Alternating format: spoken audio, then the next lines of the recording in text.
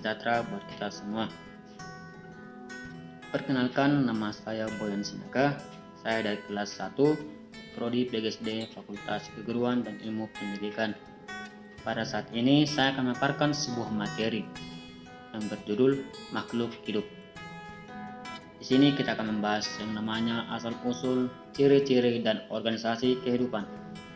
Yang dosen pengampu saya Ibu Dian Bulansari SPD MPD. Baik, sebelum kita masuk ke inti dari pembicaraan atau materi ini, pertama-tama kita harus mengetahui teori-teori dari makhluk hidup. Ada beberapa teori yang dapat dicetuskan, yaitu teori abiogenesis, teori biogenesis, teori evolusi kimia, yang keempat teori panspermia, yang kelima teori penciptaan. Dan setelah itu kita akan mempelajari ciri-ciri makhluk hidup dan organisasi kehidupan. Baik, kita akan masuk ke teori yang pertama, yaitu teori abiogenesis. Teori abiogenesis ini mempunyai pendapat dari salah satu ilmuwan yang bernama Aristoteles. Aristoteles ini seorang filsuf asal Yunani, mengajukan sebuah teori mengenai asal-usul kehidupan yang disebut dengan abiogenesis. Teori ini dicetuskan pada tahun 388 sampai 322 sebelum Masehi. Aristoteles yakin bahwa makhluk hidup itu muncul secara spontan, sehingga muncul sebutan generatio spontania. Misalnya cacing. Cacing berasal dari tanah, ikan berasal dari air, dan belatung yang muncul dari daging busuk. Kita masuk ke teori yang kedua, yaitu teori biogenesis. Para ilmuwan tidak percaya begitu saja terhadap teori tanpa pembuktian yang sifatnya ilmiah.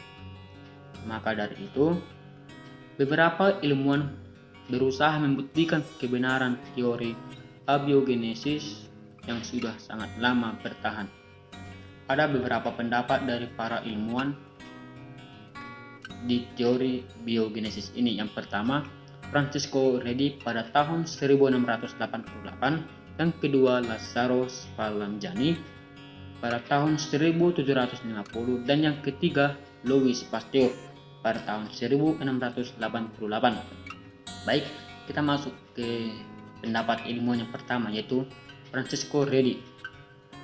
Hasil dari percobaan tersebut menghasilkan sebuah pernyataan dari Redi bahwa jika lalat dicegah untuk tidak meletakkan telurnya pada daging, maka makhluk hidup atau belatung tidak akan muncul dari daging tersebut.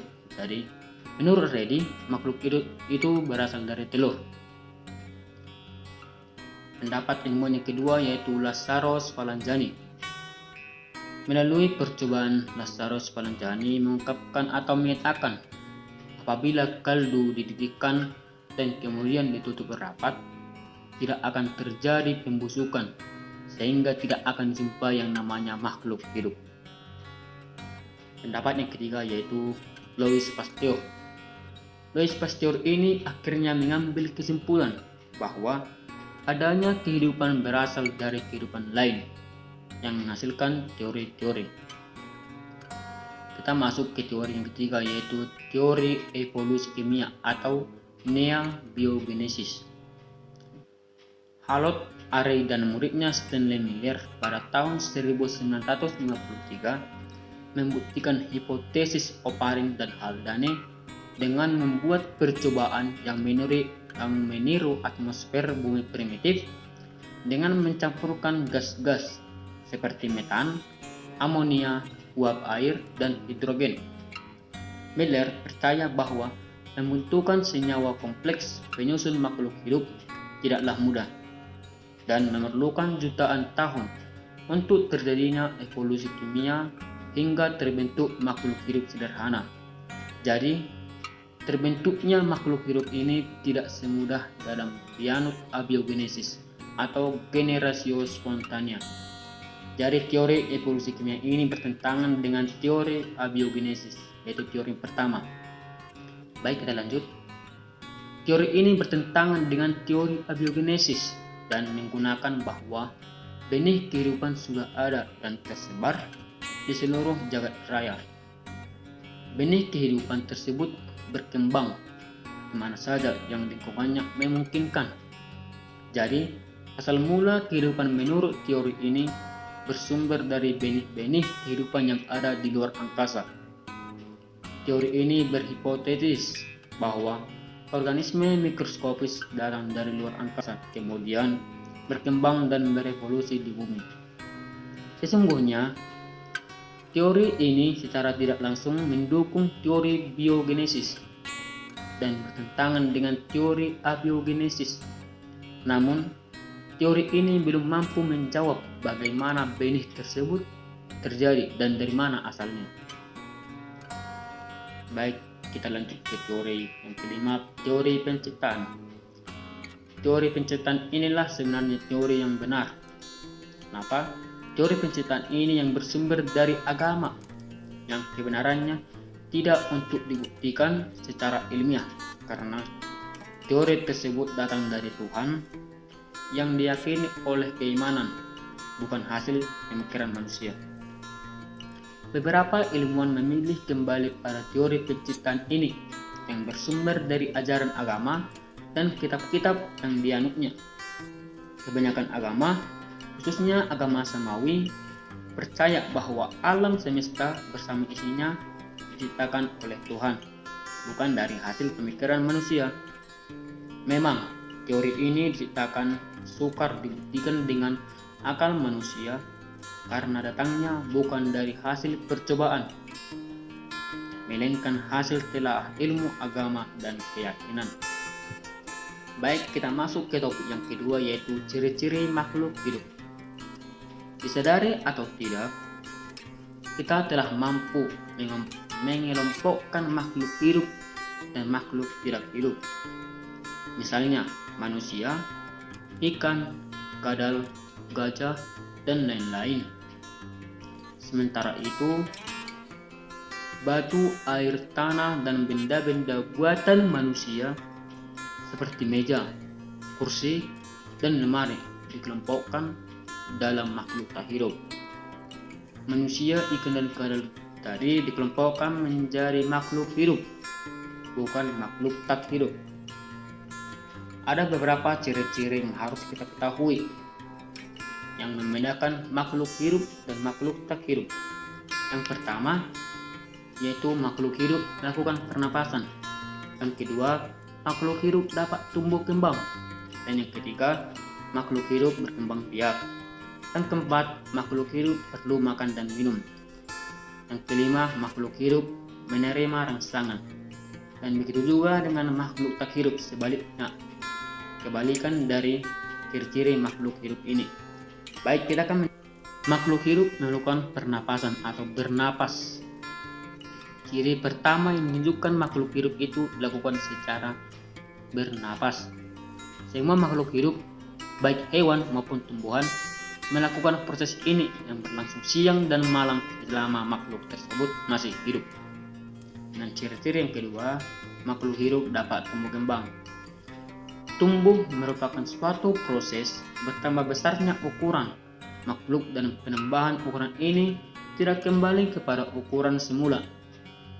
Sementara itu, kembang merupakan kata dasar dari perkembangan, yaitu suatu proses pencapaian atau kedewasaan mulai dari bentuk atau keadaan yang sederhana seperti biji ke bentuk atau keadaan yang makin kompleks.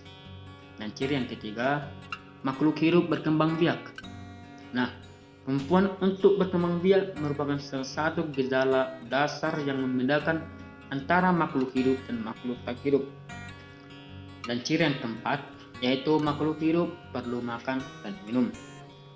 Makanan diperlukan oleh makhluk hidup untuk sumber tenaga manusia atau tumbuhan ataupun itu hewan, untuk tumbuh kembang dan untuk mengganti sel-sel yang telah rusak. Sementara itu, air diperlukan untuk keseimbangan tubuh, pelarut beberapa zat, vitamin, dan mineral. Makanan diubah menjadi zat-zat yang diperlukan tubuh setelah melalui proses biologi dan kimiawi. Dan ciri yang terakhir yaitu makhluk hidup menerima rangsangan. Hal terakhir ini yang dapat membedakan secara detail makhluk hidup dan makhluk tak hidup adalah kemampuan menerima dan memberikan tanggapan atau rangsang atau iritabilitas. Dengan kata lain, makhluk hidup memberikan tanggapan atau respon terhadap perubahan dalam lingkungannya. Rangsangan dapat berupa cahaya, panas, dingin, bau dari gas, sentuhan, gravitasi, dan lain-lain. Kita masuk ke topik yang ketiga yaitu organisasi kehidupan. Organisasi kehidupan ini terbentuk atau terdiri dari 4 bagian yaitu sel, jaringan, organ, dan sistem organ. Makhluk hidup dibentuk oleh yang namanya sel, yaitu ada yang dibangun oleh satu sel atau uniseluler, misalnya bakteri, atau dapat berupa kumpulan sel atau yang disebut dengan multiseluler, misalnya manusia, hewan, dan tumbuhan. Dalam sel berlangsung semua kegiatan kehidupan seperti respirasi, ekskresi, transportasi, dan sintesis. Pendek kata, sel merupakan unit terkecil yang menyusun tubuh makhluk hidup dan merupakan tempat terselenggaranya fungsi kehidupan. Baik, kita akan memaparkan atau saya akan memaparkan tentang sel, jaringan, organ, dan sistem organ. Yang pertama, sel. Sel merupakan unit struktural dan fungsional terkecil pada makhluk hidup. Dan yang kedua, jaringan. Jaringan adalah sekumpulan sel yang memiliki bentuk atau ukuran yang sama. Jaringan yang berbeda dapat bekerja sama untuk suatu fungsi fisiologi sama membentuk organ. Yang ketiga, organ. Organ dibangun oleh beberapa jaringan yang bersama-sama melakukan fungsi dan tugas tertentu. Organ-organ yang dimiliki tumbuhan beberapa dengan yang dimiliki hewan atau manusia. Dan yang terakhir, sistem organ. Sistem organ tubuh makhluk hidup tidak bekerja sendiri, tapi saling bergantungan dan saling berpengaruh dengan organ lainnya. Kesimpulannya dari teori-teori tadi, kita kembali ke awal. Dari teori tersebut yang banyak diyakini oleh para ilmuwan yaitu teori penciptaan, bahwa teori penciptaan inilah yang banyak diakui oleh para ilmuwan karena teori ini tersebut datang dari Tuhan.